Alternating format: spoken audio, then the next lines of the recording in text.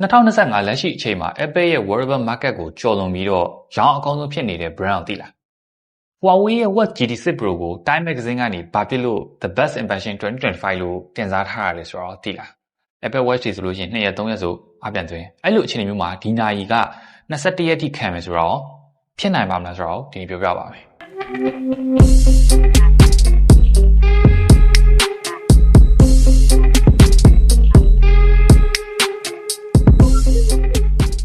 ်ဒီနေ့ First Impression လုပ်ပေးမှာတော့ wearable market မှာတော်တော်လေးကိုမှ hot ဖြစ်နေတဲ့ Huawei ရဲ့ Watch GT6 series ကိုလုပ်ပေးမှာဖြစ်ပါတယ်။ GT6 series ကအခုတစ်ခေါက်တော်တော်လေး upgrade လုပ်လာပေးတဲ့အပြင်သူ့မှာပါလာတဲ့ sport ဆိုလို့ရှိရင်လည်း pro level ဖြစ်သွားတယ်ပြီးတော့ healthcare အတွက်ဆိုလို့ရှိရင်လည်း pro level healthcare feature တွေပါလာတော့တွေ့ရတယ်။အဲ့ဒါနဲ့တူပဲသူ့ရဲ့ design တွေ durability ဘိုင်းတွေကလည်းပို့ပြီးတော့ကောင်းလာတယ်။ပြီးတော့ fashionable device အနေနဲ့သုံးဖို့အတွက်ဆိုလို့ရှိရင်လည်း color က9ရောင်ထိရွေးလို့ရမှာဖြစ်ပါတယ်။ရနိုင်မဲ့အရောင်ကတော့ pro မှာဆိုလို့ရှိရင်2ရောင်ရိုးရိုး GT6 46mm မှာဆိုလို့ရှိရင်2ရောင် main clip 41mm မှာဆိုလို့ရှိရင်3ရောင်ရမှာဖြစ်ပါတယ်။ဆိုတော့ color လေးတွေကတကယ်ကိုမှ fashionable device အနေနဲ့သုံးလို့ရတဲ့အနေအထားမှာရှိတယ်လို့မျိုးကျွန်တော်တို့ sport ဘက်မှာကြည့်မယ်ဆိုလို့ရှိရင်လည်း pro level sport ပါလာမယ်ပြီးတော့ကျန်းမာရေးဘက်မှာကြည့်မယ်ဆိုလို့ရှိရင်လည်းအရေးကြီးနဲ့စောင့်ချက်ပေးနိုင်မဲ့ pro level healthcare စနစ်တွေလည်းပါလာမှာဖြစ်ပါတယ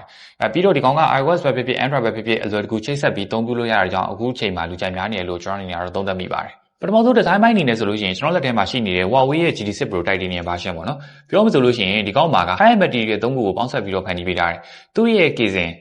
aerospace grade titanium alloy ကိုသုံးပေးထားတယ်ပြီးတော့ bracelet ကလည်း titanium ကိုပဲသုံးပေးထားတယ်ပုံမှန်ကျွန်တော်တို့classic watch တွေမှာဆိုလို့ရှိရင် stainless steel ဆိုလို့ရှိရင်လေးတယ်တခါလေကြားလို့ရှိရင်တိတ်မကောင်းတဲ့ material ဆိုလို့ရှိရင်တန်ကြီးတက်တာမျိုးဖြစ်တယ်ဒီကောင်က titanium ဖြစ်တဲ့အတွက်ကြောင့်ကျွန်တော်တို့ရေဘလောက်ဆိုလက်ကချွေးဘလောက်ထွက်တန်ကြီးတက်ဖို့ကအရင်မလွယ်ဘူးပြီးတော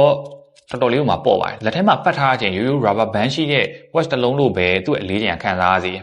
ေပြီးတော့သူ့ရဲ့အရှိတ်ဘက် display အတွက်ဆိုလို့ရှိရင် sapphire glass ကိုသုံးပေးထားတဲ့ကြောင့်ပုံမှန် glass တွေတက်ပို့ပြီးတော့အကျန်းခံမယ်နောက်ကျောဘက်မှာဆိုလို့ရှိရင်ကျွန်တော် skin allergic ရှိတဲ့သူတို့ skin sensitive ဖြစ်တဲ့သူတွေအတွက်လုံးဝကွက်တိလို့ပြောလို့ရတယ် nano crystal ceramic ကိုသုံးပေးထားတယ်ဆိုတော့နောက်ဘက်မှာသုံးပေးထားတဲ့ material တစ်လုံးလုံးရဲ့ material ကတကယ်ကိုမှ high end material တွေသုံးပေးထားတယ် leathery sandal ဆိုတဲ့အမြင်အပြင်ကျွန်တော်တို့ရဲ့လက်ထဲမှာပတ်ထားခြင်းမှာလည်းစိတ်ချလက်ချနဲ့ durable ဖြစ်တဲ့နာရီတစ်လုံးကိုပတ်ထားလို့ခံစားရစေ smartwatch တစ်လုံးအတွက်အသက်သွေးကြောလို့ပြောလို့ရတဲ့ display ဘက်ကိုကြည့်မယ်ဆိုလို့ရှိရင် 46mm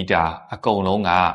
display size အနေနဲ့ 1.47 inches AMOLED panel ကိုသုံးပေးထားတယ်။အရင် generation နဲ့ရှင်းလိုက်မယ်ဆိုလို့ရှိရင် display size ကပိုပြီးတော့ကြီးလာတယ်။ဒါပေမဲ့ casing size ကိုပြန်ကြည့်မယ်ဆိုလို့ရှိရင်တော့အရင် generation တိုင်းပဲ casing ကမကြီးလာဘဲနဲ့ display ကြီးလာတဲ့ကြောင့် display ရဲ့ bezel တွေကပိုပြီးတော့ပါသွားတယ်။ဆိုတော့ကြီးရတဲ့အချိန်မှာပြန်ရတဲ့ခံစားချက်ကတော်တော်ကိုမှမိုက်တယ်လို့ပြောလို့ရတယ်။ပြီးတော့အရင် generation တော့ဆိုလို့ရှိရင်ဒီနာရီဘေးနားမှာရေးပေးထားတဲ့ time scale တွေက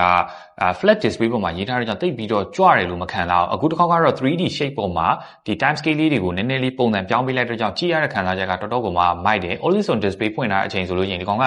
ရုပ်တရက်ပေါ့နော် classic watch တစ်လုံးလိုပါခံစားရစီပြီးတော့ဒီကောင်ရဲ့ brightness အနေနဲ့ဆိုလို့ရှိရင်3000 nits ထိ support လုပ်လာတာဖြစ်တဲ့ကြောင့်အရင် generation တဲ့တဝက်ကျော်လောက်ပိုကောင်းသွားတယ်ပေါ့နော်အဲ့အတွက်ကြောင့်ကျွန်တော် outdoor မှာ workout လုပ်တာပဲဖြစ်ဖြစ်ဒီကောင်းရဲ့ specialize ဖြစ်တဲ့ cyclist သမားရဲ့အတွက်ပဲဖြစ်ဖြစ်နေရာအောင်မှာတိုင်းရိုက်ထိတွေ့ပြီးတော့ကြည့်ရတဲ့အချိန်မျိုးတောင်မှ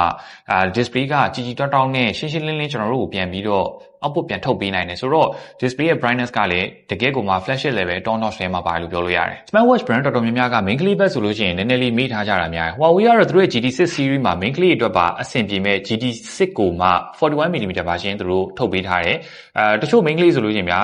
လူကောင်လေးကလည်းသေးတယ်လက်လေးကလည်းသေးတယ်အဲ့အတွက်ကြောင့်ကျွန်တော်တို့ပတ်တဲ့အချိန်မျိုးမှာဆိုလို့ရှိရင်လက်ထဲမှာနာကြီးကကြီးပြီးတော့ဒီလက်မှာလွတ်နေတာမျိုးတွေကြုံတွေ့ရတယ်ဒါပေမဲ့ GT6 series ရဲ့ 41mm main clip version မှာဆိုလို့ရှိရင်သူ့ဘေးနားမှာloop လေးပါလာပေါ့နော်အဲ့ဒါကကျွန်တော်လက်သေးတဲ့ main clip အတွက်အများကြီး comfort ဖြစ်စေမယ်လို့ကျွန်တော်အနေနဲ့မြင်တယ်ဘာလို့လဲဆိုတော့လက်နဲ့တခါတည်းကက်ကက်ရဲရဲနဲ့လုံးဝ elegant ဖြစ်တဲ့ look ကိုပို့ပြီးတော့ရစေရလို့ကျွန်တော်အနေနဲ့မြင်တယ်ပြီးတော့ main clip ဘက်မှာဆိုလို့ရှိရင်အရင် generation နဲ့မတူတော့တာကအနားသက်လေးတွေကိုမတိမတာလေးခုံလေးလုပ်ပေးထားတယ်ပေါ့နော်ဆိုတော့ဒါကရုပ်ရည်ကြည့်လိုက်မယ်ဆိုလို့ရှိရင် classic watch နဲ့အများကြီးသွားတူတယ်လို့ကျွန်တော်အနေနဲ့ခံစားရတယ်Time Magazine ကဒီ GT6 Pro ကို The Best Invention 2025ပေးရတဲ့ထဲမှာသူ့မှာပါလာတဲ့ Pro Level Sport Feature အကြောင်းလည်းပါတယ် GT6 series မှာက All-in-one Cycling Tracking Function ပါလာတယ်စပိန်ကို Professional C ရဲ့ Cyclist တွေဆိုလို့ရင်တော့လုံးဝအသုံးတည့်လိမ့်မယ် Cyclist တွေကသူတို့ရဲ့ဒီနင်းနေတဲ့ Virtual Power ကို record လုပ်ဖို့ဆိုလို့ရှိရင် Professional Equipment တွေဖြစ်တဲ့ Speed Sensor တွေ Speed Meter တွေပြီးတော့ Heart Rate Monitor ကျွန်တော်လက်မှာပတ်တဲ့ Straight လိုဟာမျိုးတွေတက်ပြီးတော့ကျွန်တော်စီးရတယ်ပေါ့ဒါတွေမဲ့မဟုတ်ဘဲနဲ့ဒီ equipment တွေကပြန်တက်လာတဲ့ data တွေကို collect လုပ်ဖို့ device ဒါမှမဟုတ်ဖုန်းလိုမယ်ပေါ့နော်ဖုန်းဆိုလို့ရှိရင်ကျွန်တော်တို့ဒီဟာတွေကိုပြန်ပြီးတော့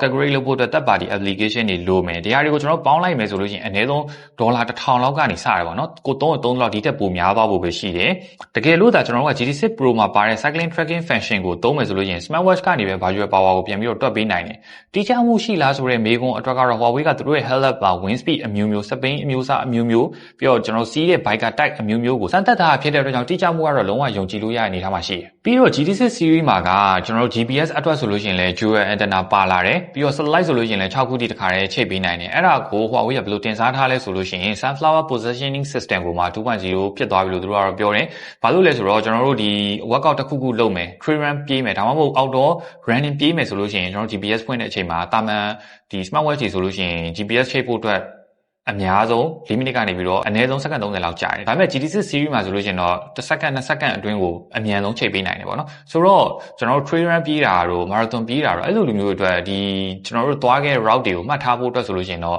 ့ဒီ GT6 series ရဲ့နိုင်တွေကအကောင်းဆုံးလို့ပဲလို့ကျွန်တော်အနေနဲ့မြင်တယ်။တကယ်လို့ကိုကပြေးရဝါသနာပါတယ်ပေါ့နော်။အဲ့လိုလူမျိုးတွေအတွက်ဆိုလို့ရှိရင်ဒီကောင်တွေကို recommend ပေးပါတယ်။ပြီးတော့ pro level sport တွေမှာဒီ golf room ကလည်းပါတယ်ပေါ့နော်။ဒါပေမဲ့ GT6 Pro မှာပဲ golf room ကရအောင်မှာဖြစ်ပါတယ်။ map တွေအနေနဲ့ဆိုလို့ရှိရင်တော့ဒီနေ့က19000 plus ထိ support လုပ်လာတယ်ကျွန်တော် local မှာရိုက်မယ်ဆိုတဲ့လူအတွက်ကလည်းကွင်းပေါင်း80ကျော်ထိဆက်ပြီးတော့ support လုပ်လာတွေ့ရပါတယ်ဒါပေမဲ့အရင် generation နဲ့မတူတော့တာကကျွန်တော်တို့ golf map ကိုဒီ crown လေးကိုပဲလှည့်ပြီးတော့ zoom in zoom out လုပ်လို့ရပါတယ်ကိုရိုက်မဲ့ train ကဘယ်နေရာမှာဘယ်နေရာမှာကြံနေသေးတယ်အဲ့ဒါတွေကိုနာရီကနေပဲတခါတည်းအလွယ်တကူကြည့်ရှုလို့ရမှာဖြစ်ပါတယ်အထူးသဖြင့်ရန်ကုန်မှာဆိုလို့ရှိရင်တန်လင်းကောက်ကွင်းတို့ဒီပန်းလိုင်ကောက်ကွင်းတို့အဲ့လို map တွေအကုန်လုံးအစုံနေပါလာပြီဖြစ်ပါတယ်ဆိုတော့ golf ရိုက်မဲ့တကယ် professional တွေအတွက်ကတော့ဒီနာရီကိုသုံးပြီးရိုက်မယ်ဆိုလို့ရှိရင်ကျွန်တော်တို့ရလက်ကပို့ပြီးတော့ကြည့်ကြမှာဖြစ်ပါတယ်တကယ်လို့ကိုကကုန်းပေါ်မှာနေဖို့ပဲနဲ့ရေအုပ်ထဲမှာပါကျန်းကျင်နေဆိုလို့ရှိရင်တော့ဒီ Pro Line app မှာဆိုလို့ရှိရင် free dive ဆိုတဲ့ feature ပါလာတယ်မီတာ40အနက်ထိဒီနာရီကိုကျွန်တော်တို့ diving လုပ်ရင်းနဲ့ယူသွားလို့ရမှာဖြစ်ပါတယ်တကယ်တမ်းကတော့ဒီကောင်က 5 ATM water resistant ရတာဖြစ်တဲ့ကြောင့်မီတာ50ပေါ့နော်ဒါပေမဲ့ကျွန်တော် free dive လုပ်တဲ့အချိန်မှာမီတာ40ဒီကောင် support လုပ်ပါတယ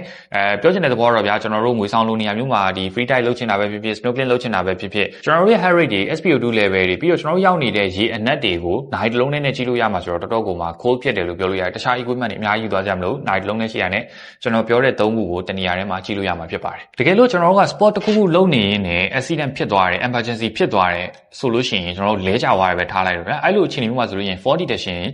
စနစ်ပါလာတယ်ဒီစနစ်ကကျွန်တော်တို့ emergency ဖြစ်သွားပြီဆိုလို့ရင်ကိုသတ်မှတ်ထားတဲ့ SOS person စီဒီက call လုပ်ပေးမှာစာပို့ပေးမှာပေါ့နော်တကယ်လို့မိတ်ဆွေက GT6 series ပတ်ထားပြီးတော့activity တစ်ခုလုပ်နေတယ် workout တစ်ခုလုပ်နေတယ် sport တစ်ခုလုပ်နေရင်းနဲ့အခက်မသိလို့ဗျာ emergency ဖြစ်သွားရတယ်ဆိုလို့ရှိရင်ဒီနိုင်တွေက fall detection ကို auto တိမှာဖြစ်ပါတယ်ကျမကြီးပိုင်းနဲ့ပတ်သက်ပြီးတော့လည်းကျွန်တော် GT6 series မှာသဘောကျအချက်လေးတစ်ခုတွေ့တယ်ပေါ့နော်ကျွန်တော်တို့ရဲ့ daily lifestyle မှာတွက်ချက်ပြီးတော့ပြန်ထုတ်ပေးတဲ့ health scenario insight ဆိုတဲ့ feature ပါကျွန်တော်တို့ရဲ့ ECG, pulse rate, sleep management တွေပြီးတော့နှလုံးနဲ့သက်ဆိုင်တဲ့ HRV monitoring ရဲ့ data တွေပြီးတော့ mental health မှာဆိုလို့ရှိရင် emotional well-being ရဲ့ data တွေကိုပေါင်းစပ်တွက်ချက်ပြီးတော့ကျွန်တော်ကစောစောအေးဖို့လိုတယ်ဒါမှမဟုတ် workout လုပ်ဖို့လိုတယ်စသဖြင့်မိတ်ဆွေရဲ့ကျန်းမာရေးနဲ့ပတ်သက်ပြီးတော့လိုအပ်တဲ့ဟာတွေကိုသူကပြန်ပြီးတော့ insight လုပ်ပေးမှာဖြစ်ပါတယ်ဆိုတော့တကယ်လို့ကိုတေးသေးချာလေး care လုပ်ပေးမယ်ကောင်းပါလိမ့်မရှိဘူးဆိုလို့ရှိရင်တော့အခုလိုမျိုး GT6 series တွေကတကယ်ကိုမှမိတ်ဆွေတွေအဖို့မုံမဲလို့ပြောလို့ရတယ် emotional well-being မှာပါတဲ့ပန်နာလေးပေါ့နော်တကယ်လို့ကျွန်တော် pressure များနေတယ် and pleasant ဖြစ်နေတဲ့အချိန်မျိုးမှာဆိုလို့ရှိရင်တရားမှတ်ဖို့ meditation လုပ်ဖို့အတွက်ဒီပန်နာလေးကတရားထိုင်တဲ့ပုံစံမျိုးလေးနဲ့အဲ့လိုမျိုး alert လုပ်ပေးတာမျိုးလေးပါလာပြီးပဲဖြစ်ပါတယ်အရင်နဲ့မတူတော့တာက stress level ကိုသူက4စင်းထိတိုင်းတာပေးမှာဖြစ်ပါတယ်အဲ့ဒါနဲ့အတူပဲ expression က12မျိုးထိထပ်ပြီးတော့အသေးစိတ်ဖော်ပြပေးမှာဖြစ်ပါတယ်အရင်တော့ဆိုလို့ရှိရင်3ခုပဲပါအခုကတော့12ခုထိကျွန်တော်တို့ရဲ့စိတ်ချင်းတွေကိုအတိအကျတွက်ချက်ပေးမှာဖြစ်ပါတယ်ဒီလိုမျိုးမှန်ကန်အောင်တွက်ချက်ဖို့တို့ပြီးတော့ sport မှာဆိုလို့ရှိရင်လည်းကျွန်တော်တို့ရဲ့ output power တွေကိုမှန်ကန်တွက်ချက်ဖို့တို့ကဒီ Huawei ရဲ့ True Sense ဒီပညာမှာ base လုပ်ထားတဲ့ကြောင့်ဒီကပြန်ထွက်လာတဲ့ result တွေကအရန်ကိုမှတိကျတယ် GT6 series မှာကျွန်တော်တို့ customize photo watch face အပြင်ကိုမှဒီလို video short clip လေးတွေကိုလည်းကျွန်တော်တို့ watch face အနေနဲ့ထားလို့ရတယ်ကျွန်တော်တို့ရဲ့အမှတ်တရတွေကျွန်တော်တို့ထားခြင်းတဲ့ video လေးတွေကို video clip အနေနဲ့ထားလို့ရမှာဖြစ်ပါတယ်ချိတ်ဆက်တဲ့အပိုင်းမှာဆိုလို့ရှိရင်လည်း Android ပဲဖြစ်ဖြစ် iOS ပဲဖြစ်ဖြစ် Huawei Health App ရှိပြီဆိုတာနဲ့ကျွန်တော်အလွယ်တကူချိတ်ဆက်လို့ရမှာဖြစ်ပါတယ် Bluetooth ချိတ်ထားရင်လည်း Bluetooth call အနေနဲ့ပြောလို့ရတာအပြင်ကိုမှဒီ SMS တွေပါဝင်လာတယ် message တွေပါဝင်လာဆိုလို့ရှိရင်ကျွန်တော်တို့ဒီနိုင်ရနေပဲတခါတည်းreply ပြန်ပေးလို့ရတယ်ပေါ့နော် keyboard လေးနဲ့ reply ပြန်ပေးလို့ရဒီ feature ကတော့တော်တော်ကိုခိုးဖြစ်တယ်လို့ကျွန်တော်အနေနဲ့မြင်တယ်ပြီးတော့သူ့မှာပါလာတဲ့ 64K internal storage ကလည်းတော်တော်ကိုမှအသုံးဝင်တယ်ကျွန်တော်ဆိုလို့ရှိရင်ပြေးတယ်လမ်းလျှောက်တယ်အဲ့လိုအချိန်မျိုးမှာဖုန်းမြူသွားခြင်းဗျာဒါပေမဲ့ကိုယ့်ရဲ့နိုင်ထဲမှာ ဒီလိုမျိုး MP3 file လေးတွေထည့်ထားမယ်ပြီးတော့ကိုယ်မှာပါလာ earbuds နဲ့နားထောင်မယ်အဲ့လိုမျိုးဆိုလို့ရှိရင်လည်းဒီကောင်ကကောင်းကောင်းအဆင်ပြေတယ်တချင်းတွေအများကြီးထည့်ထားလို့ရတယ်အဲ့အတွက်ကြောင့်ဒီ workout လုပ်နေနေတခြားဖုန်းတွေပါတွေကိုအိမ်မှာထားခဲ့လို့လည်းအဆင်ပြေတယ်ဖုန်းပါပဲနဲ့လည်းဒီကောင်ကတချင်းဖွင့်လို့ရတဲ့အနေထားမှာရှိတယ်နောက်ပြီးတော့သူ့ရဲ့ battery ဘိုင်းနေလဲဆိုလို့ရှိရင်တော့ဒီကောင်က high silicon အမျိုးအစားကိုသုံးထားတဲ့အတွက်ကြောင့်အရင် generation ထက်9ရက်ပိုခံလာမယ်ပေါ့နော် total maximum အနေနဲ့ဆိုလို့ရှိရင်တော့ GT6 Pro က21ရက်ထိခံမယ်အခု 41mm main clip pack ကတော့14ရက်ထိခံမှာဖြစ်ပါတယ်ဆိုတော့ battery ဘိုင်းနဲ့ပတ်သက်ပြီးရတယ်တော်တော်ကမှအဆင်ပြေသလိုမျိုးအားသွင်းတဲ့အပိုင်းကလည်းသူ့မှာပါလာတဲ့ default charger က 20W support လုပ်တာဖြစ်တဲ့အတွက်ကြောင့်အားသွင်းတဲ့အပိုင်းမှာလည်းတော်တော်ကိုမှမြန်တယ်လို့ပြောလို့ရတယ် overall အနေနဲ့ဆိုလို့ရှိရင်တော့ GT6 series ကိုကျွန်တော် pro level sport device အနေနဲ့သုံးချင်တယ်ဆိုလည်းဖြစ်တယ်တကယ်လို့ haircare device အနေနဲ့သုံးမယ်ဆိုလို့ရှိရင်လည်းယုံကြည်လို့ရတယ်အဲ့ဒါအပြင်ကမှ fashionable item တစ်ခုအနေနဲ့လည်းကျွန်တော်သုံးဆွဲလို့ရတယ်ပြီးတော့ battery life ကလည်းဒီ watch တွေမှာကအကျဉ်းကြီးရတာဖြစ်တဲ့ကြောင့်ကျွန်တော်အနေနဲ့ကတော့ဒီ GT6 lineup ကိုတော်တော်ကိုမှသဘောကျတယ်ဒုံတက်ပြည့်တက်ကြီးရော GT6 series နဲ့ပတ်သက်ပြီးတော့ဘယ်တစ်ခုကိုသဘောကျဆုံးလဲဆိုတော့ comment မှာမှန်သွားခဲ့လို့ရပါတယ် see you ပါ